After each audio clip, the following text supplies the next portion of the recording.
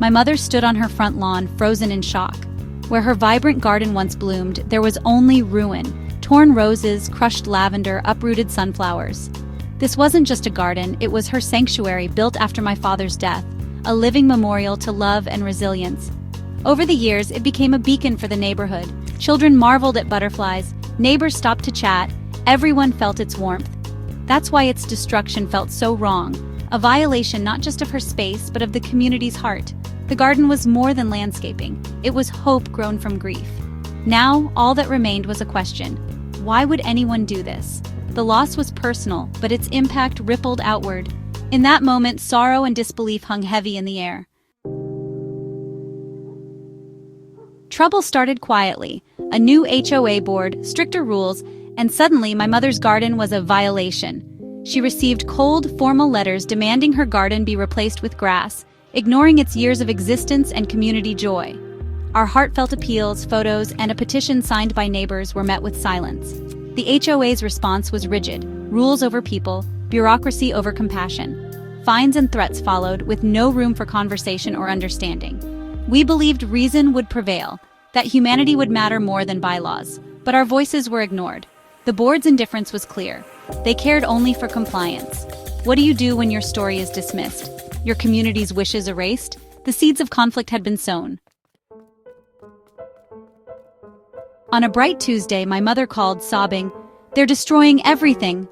I rushed home to find a crew hired by the HOA, bulldozing her garden without warning or care. Trellises crushed, flowers uprooted, everything tossed into a dumpster. My mother pleaded with the workers, but they shrugged. Just following orders. There was no final notice, no chance to intervene. It was a calculated, heartless act meant to silence us. My mother collapsed in grief as her sanctuary was reduced to mud and broken stems. The garden, her link to my father, her gift to the world, was gone in hours.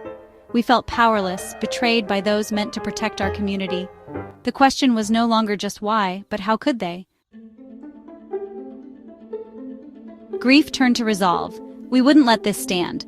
I shared our story online, and the response was overwhelming. Neighbors, strangers, even the media rallied behind us.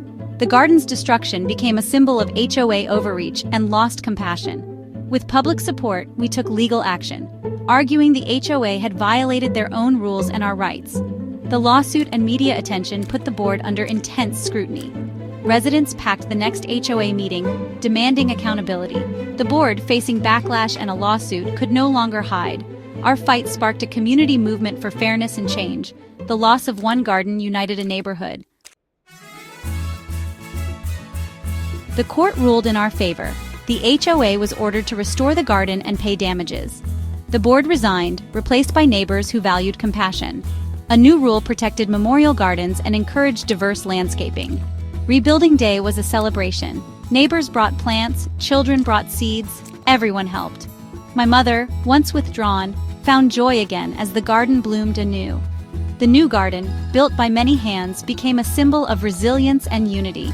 Our story proved that one voice can spark change, and community is built on kindness, not just rules.